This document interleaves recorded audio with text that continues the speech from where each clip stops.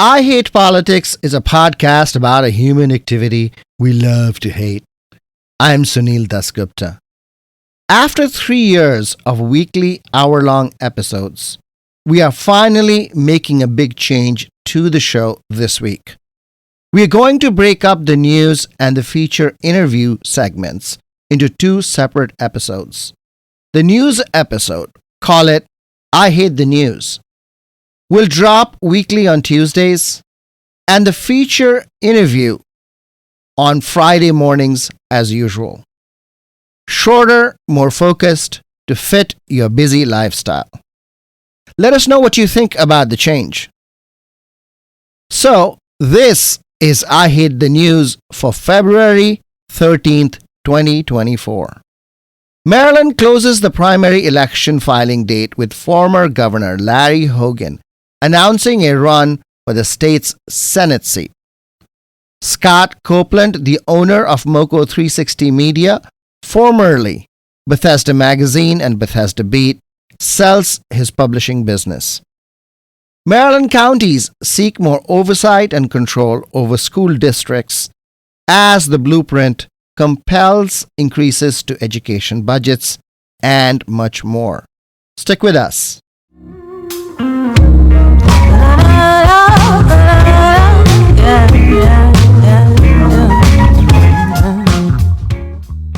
Music for this episode comes from DC songwriter and composer Oren Levine.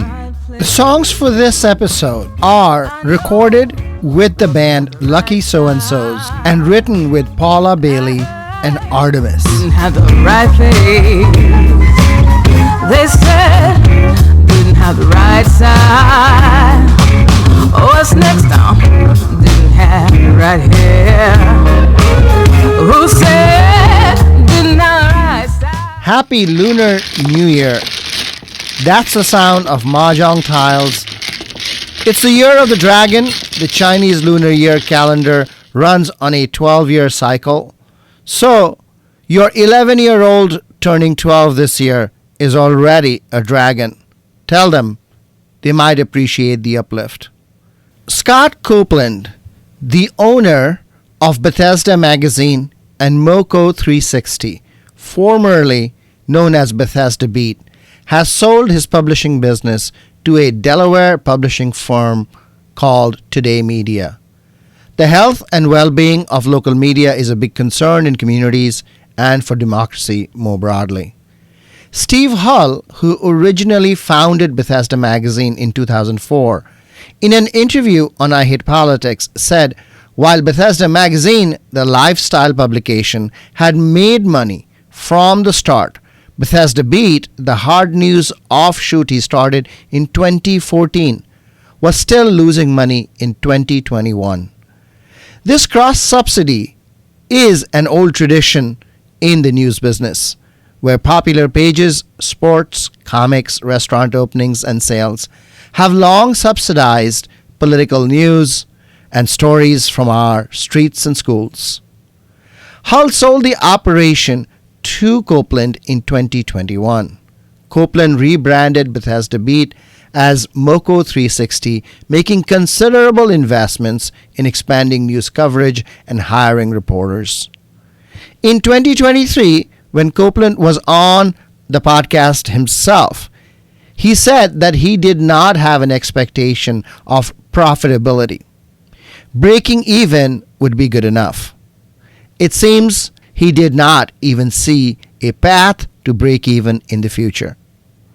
Also, it should be worth recalling that Copeland came from real estate, which is really a different business than media.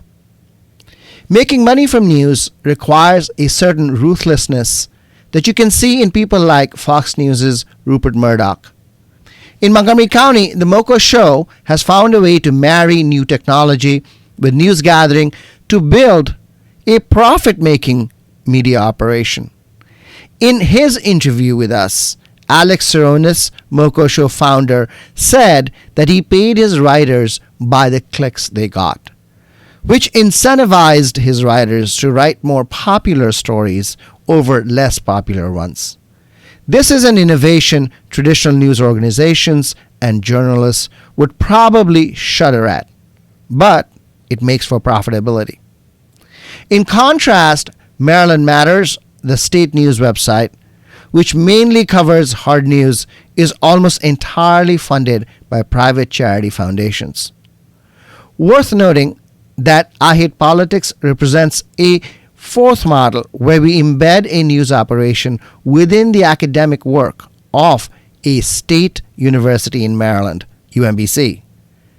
Today Media, the new owners of Moco 360, run 4 regional lifestyle magazines on the East Coast, and there has been concern that Moco 360, which is the hard news side of the operation and the money sink, might be shut down.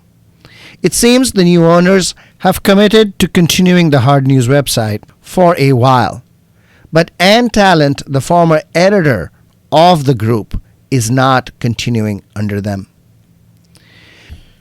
The Beidelman sexual harassment scandal seems to be blowing over in Montgomery County with the departure of Superintendent Monifa McKnight. The school district has a new superintendent, another MCPS veteran, Monique Felder, who has taken the reins. Former Board of Education President Mike Durso, who is serving as Chief of Staff, has left, as has former County Council member Nancy Navarro, who is serving as an External Communications Advisor. But MCPS remains in difficult circumstances. Student performance improved in 2023 over 2022, but the concept of pandemic losses continue to haunt. Recovery from the pandemic has happened faster in upper income levels. That's not unexpected, and the ability of the school system to really bring to bear resources to those most in need is severely hampered by the continuing shortage of teachers, paraeducators, and administrators. Attendance remains a problem, as does mental health. Anti-Semitism and anti-Islamic bullying have been growing concerns, and their evolution is related to news and events beyond the control of the school district and the county leadership. Meanwhile, in Annapolis, county governments have mounted a concerted bid working through their powerful lobby group, the Maryland Association of Counties, to assert greater control over school boards and school districts, stemming from new obligations from the omnibus education reform policy called the Blueprint for Maryland's Future. New legislation in support of the blueprint requires counties to increase their education budgets significantly, which is causing heartache in some counties that have tight fiscal realities. But county governments are also demanding that with this new money also come oversight over the purposes for which it is being spent. Or else, county governments argue the stated objectives of the increased spending are unlikely to be met. Montgomery County Council member Don Lutke had this to say a week or so ago. There's been a long-standing tension between the council and the Board of Ed, and how does this all work? And with the public, right? The public has asked a lot of questions.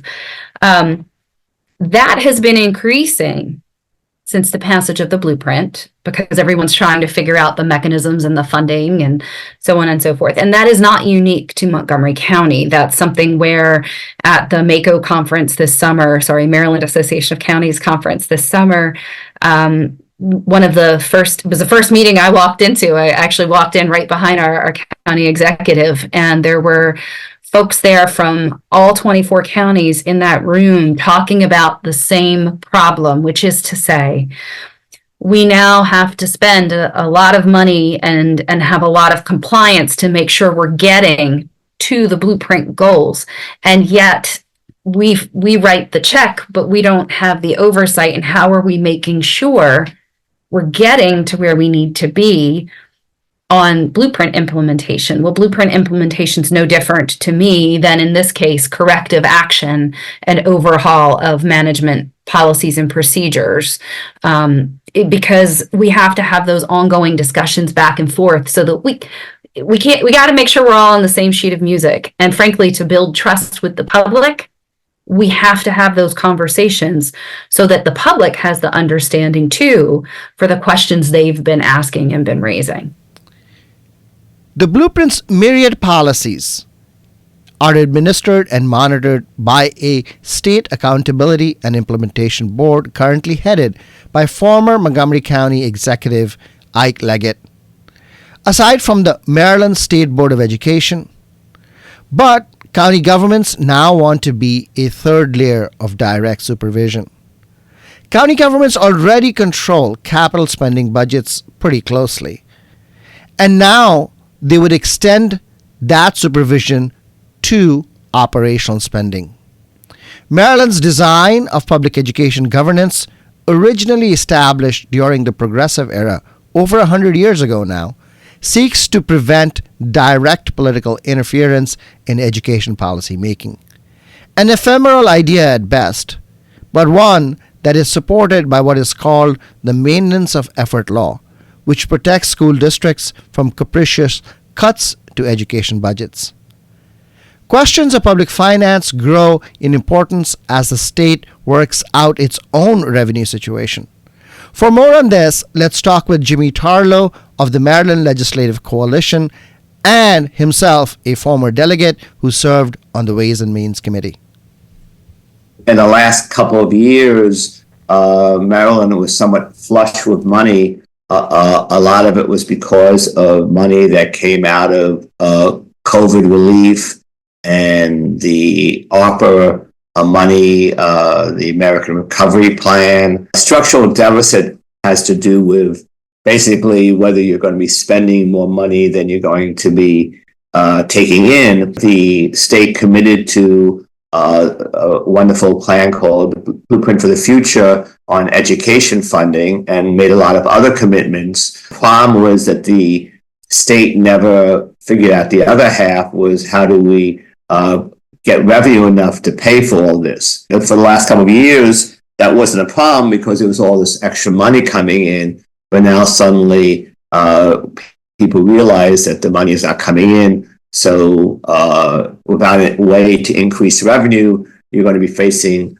an increased deficit over the next few years. What is the gap? It varies from time to time. The last one I heard was $500 million.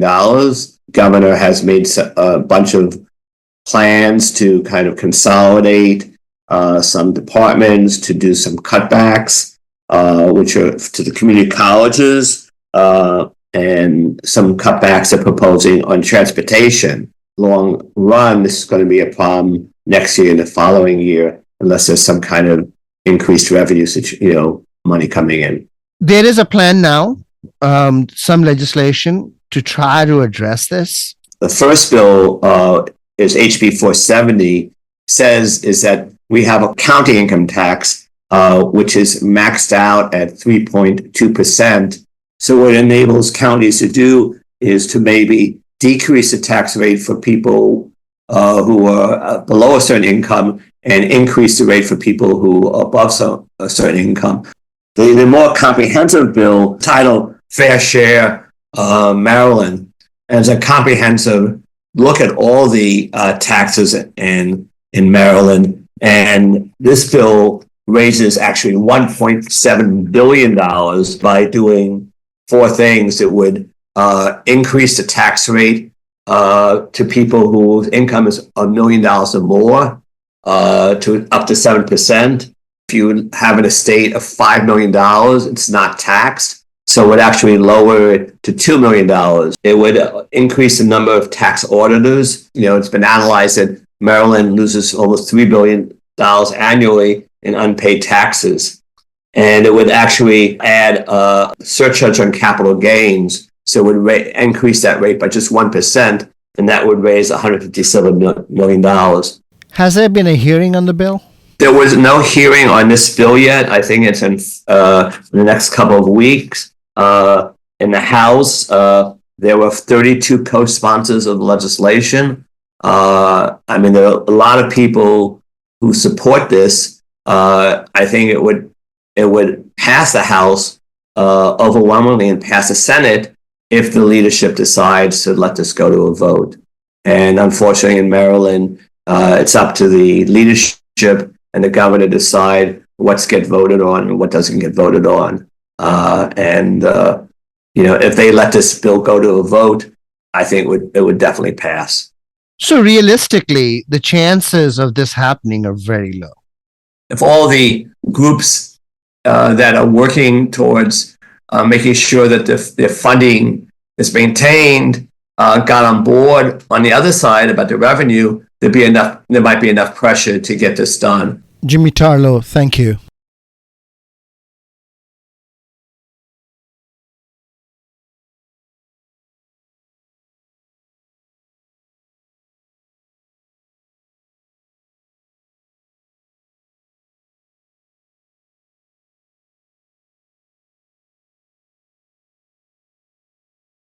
February 9th was the last day for candidates to file for elections this year in Maryland.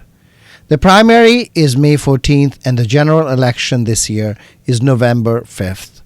This year, Maryland will hold mainly federal elections, and that's the U.S. Senate seat and 3 House seats, Maryland District 2, District 3, and District 6, alongside a handful of local offices. In local elections in Montgomery County, the most significant races this year will be the 3 Board of Education seats that come up in the rotation in the presidential year. Election for the other 4 seats happen in the gubernatorial years and will happen next in 2026. The student member of the board is elected annually by MCPS middle and high school students. The incumbents in all 3 seats have filed for re-election, and there are challengers. The most high-profile race is likely to be in District 4, which covers the Silver Spring area, and where incumbent Shebra Evans will contest longtime County PTA leader Laura Stewart, as well as national right-wing education and culture war firebrand Bethany Mandel. Mandel homeschools her children but feels strongly about masking and closure of public schools during the pandemic, as well as so-called the woke movement in education. In District 2, incumbent Rebecca Smandrowski faces former teacher and now estranged union representative Brenda Diaz, who opposed vaccine and masking mandates in school during the pandemic. There are others in the fray as well. For the at-large seat, incumbent Lynn Harris faces Melissa Kim, a former deputy chancellor in DCPS, who now works for the Bill and Melinda Gates Foundation and has served as the chief academic officer for the KIPP charter schools. Stay tuned for candidate interviews in the school board races. The most dramatic news from the last filing date was former Maryland Governor Larry Hogan's decision to jump into the U.S. Senate race, which has until now been fought almost entirely on the Democratic side between Congressman David Trone and Prince George's County Executive Angela Alsobrooks. Hogan's entry opens up the question of which Democrat would be most competitive against him. Of the House seats, District 2, Dutch Ruppersberger's seat, seems like the most clean-cut race. Baltimore County Executive Johnny Oleski is the overwhelming favorite. Maryland delegate Harry Bhandari has filed to run in the Democratic primary. The most prominent Republican in the race is media personality Kim Klacik. There are several other lesser-known candidates in the race as well. Republicans actually have the best chance to win in Maryland District 6, especially after it was redistricted in 2022. Former Congressman John Delaney's wife, April, is the largest fundraiser in that race. Maryland delegates from District 17 in Rockville and District 39 in Germantown, Joe Vogel and Leslie Lopez, respectively, follow. There are several other candidates, including Rockville Healthcare Executive Jeffrey Grammer, who is actually the number 2 fundraiser, having put almost $500,000 of his own money into the race. On the Republican side, Former gubernatorial candidate Dan Cox is the heavy hitter, and perennial congressional candidate Neil Parrott has also filed. Stay tuned for more on District 6, but today I want to focus on District 3, the seat being vacated by longtime Congressman John Sarbanes, which centers on Howard, Anne Arundel, and Carroll counties. 5 serving Democratic state legislators had already filed in the race for the seat. Senators Sarah Elfreth and Clarence Lamb, and delegates Mike Rogers, Mark Chang, and Terry Hill. When former U.S. Capitol Police officer Harry Dunn jumped into the race late January last month. Dunn rose to national prominence when he held off and redirected the attackers on U.S. Capitol on January 6, 2021. He was feted for his bravery and presence of mind and has built a considerable national following, which includes 200,000 followers on Twitter. In fundraising emails and campaign statements, Dunn has argued that he is running to stop Trump and MAGA takeover of the government, just as he had defended Congress against the insurrectionists. Standing up against Trump is a common argument made by Democratic candidates across the country, and it is going to be prominent in all 4 Maryland federal races. So let's take a look at it. The fact that a Democratic candidate for congressional office would fight against MAGA extremists is hardly a revelation. Indeed, we expect all Democratic candidates for Congress to stand up against Trump, MAGA extremists, and Republicans. And conversely, all Republican candidates to stand up against Antifa, woke liberals, and Democrats. This is what party politics is and intended to be, to offer opposing perspectives on the future. But Dunn is not running against MAGA or Trump extremists in District 3. Maryland is an overwhelmingly Democratic state. John Sarbanes comfortably held Maryland District 3 since 2006, and before him it was held by Maryland's retiring U.S. Senator Ben Cardin going back to 1986. And before Cardin came another Democrat, Barbara Mikulski. In the last 20 years, Democratic candidates have prevailed in the district with over 60% of the vote, sometimes close to 70%. This has been as solid a Democratic seat as can be. So for Dunn to prevail, his campaign needs to best not Republicans, Trump or MAGA, but other Democratic candidates running for the seat. Keep in mind, the candidate who wins the Democratic primary will become the House representative for Maryland's 3rd District because the voters are overwhelmingly Democratic. This means not only that the Democratic primary is the more important election than the general election, but also that Dunn's real competitors are other Democrats. 5 of them are serving state legislators. There's also business owners Juan Dominguez and Abigail Diehl, attorney Don Quinn, and a handful of others. Dunn has to win in a race where voters are likely to be divided and subdivided in who they support. It is also the case that this large number of candidates is likely going to make voters stay away because of the work involved in understanding and choosing candidates. In election work, there is a common question. What is your win number? A win number is the plurality of vote you must receive that no other candidate can match. This number in races with many candidates can be as low as 15%. In 2022, 75,000 voters voted in the Democratic primary in District 3. Divide that number by, say, 5 state legislators, Dunn, and 1 more, and you could say that the win number for District 3 could be as low as 11,000 votes. So not only is the primary wide open, but it is also the case that 11,000 voters will determine who represents 500,000 voters and close to 800,000 residents.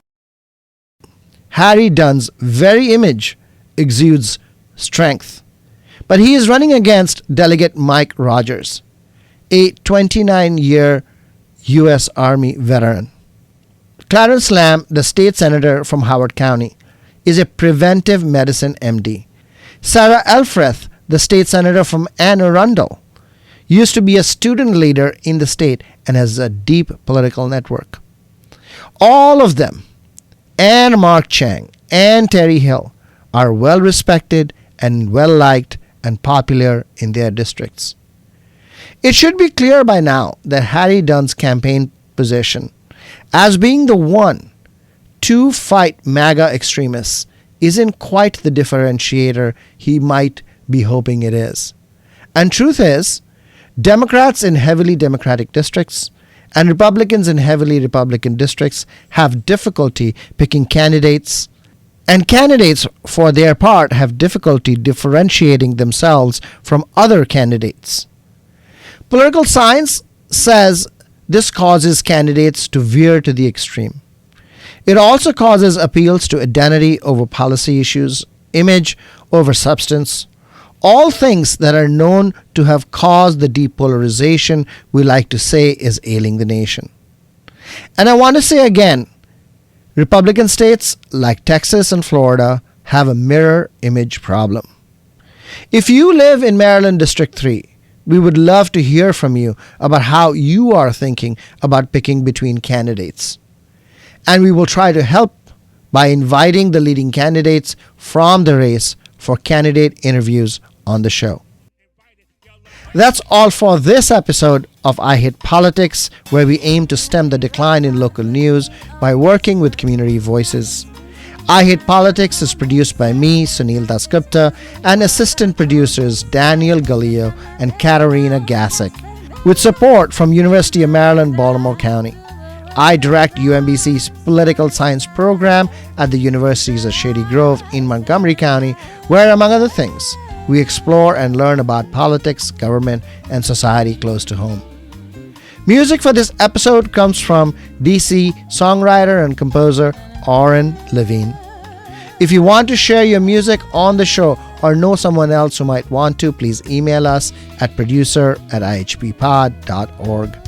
I hope you'll subscribe and share the podcast as we bring you stories about politics close to you and to your home. See you Friday for the second episode of the week, which will feature the local story behind Buy Nothing, the Facebook group that promotes gift giving neighborhood by neighborhood. Happy Valentine's Day.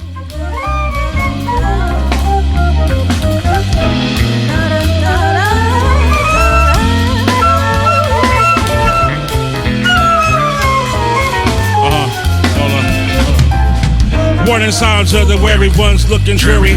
Coming area in contact, shouldn't fear me. No assignment, another live in that's contrived. We should slow down and try to relax, survive.